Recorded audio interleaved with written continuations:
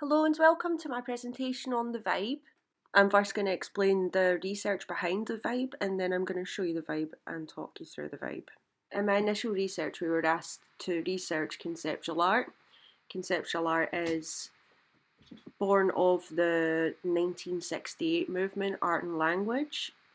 It is to question everything, materials, conventions, just rethinking the whole thing. So I'm just going to speed through some of the artists that I found.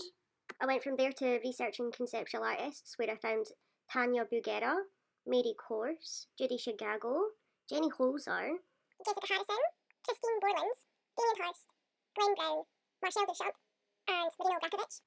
Knowing that I was going to do an animation piece, I did some research into abstract animation to find some artists. So in that journey I found Alison Schoeneck, McGuan, Jonathan Resser, Spirit Science, Erica Goodwin, and Norman McLaren, all of which had shapes in common. As you can see on the screen, some of those artists are shown.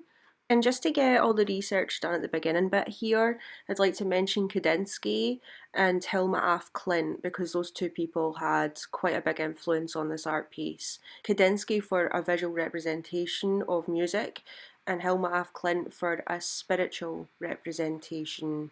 So in this I found that the common ground in every piece of my research so far was connection. So I went from there to the human activity part of my brief that I was working with. My mind map ended up showing giving purpose in human activity, spirituality, meditation, creation, helping, electromagnetic energy, brainwaves, and vibrations. It's worth noting that poverty was also on this list, and I did run with it for a whole 5 minutes. But I ended up not being a good fit for me, so it was pretty clear with the other parts of the same mind map that this was the choice I was to go with. Mostly just because the rest of the topics are connected. So I started looking into vibrations. I found molecules all have their own vibrations and they do this on their own frequency. These are called molecular vibrations.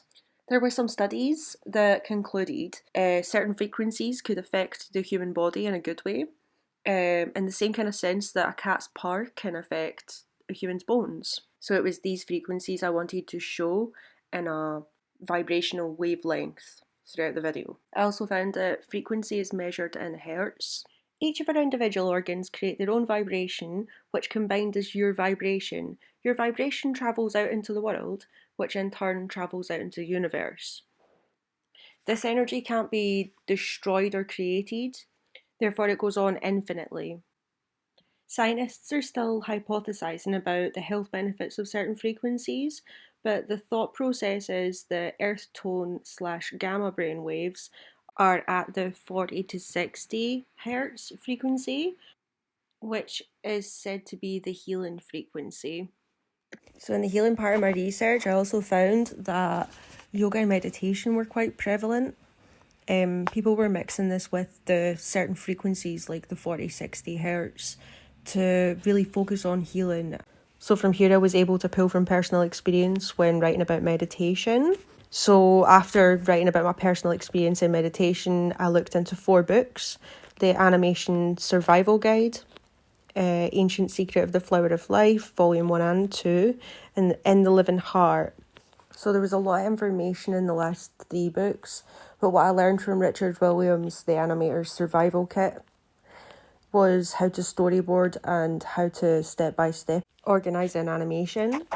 So as the last 3 books are all written by Drunvalo Melchizedek, I'm going to abbreviate the 3 of them as shortly as possible. Before we get into this, my only disclaimer would be some of these books were written 1980s to 1990s, and some of the thinking's very much of that time.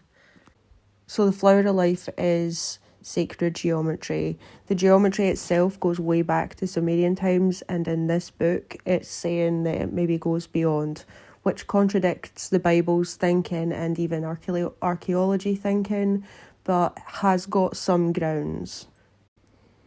It's believed widely that the geometry, such as the egg of life, the flower of life, tree of life, so on, it's said that this holds all the answers to the universe. It's directly connecting human beings and the human mind with the universe. This has been mentioned in the ancient writings of the Sumerians, the ancient Egyptians, the ancient Dagon tribe, and it's believed that it's deeper in history as the flower of life has been found to be dated as far back as 15,000 years ago.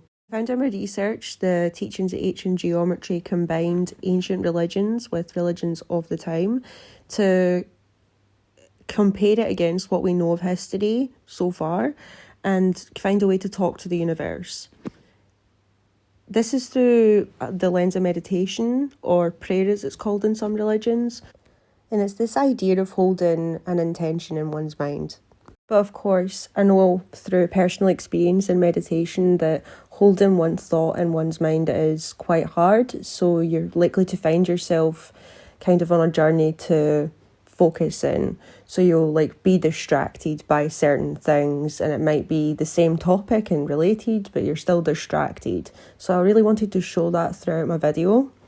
Alongside these healing vibrations and the vibrations of the universe, and I wanted to show that through kind of the wavelengths, the visual waves that you see. Moving on from that research, I decided to look at colour and how I could best represent things like ascension, which were spoke about in the books, and reaching this higher self, which is to meditate to find your focus. I came to the decision that I would use purple because it's best known for ascension, yellow/gold to kind of represent light.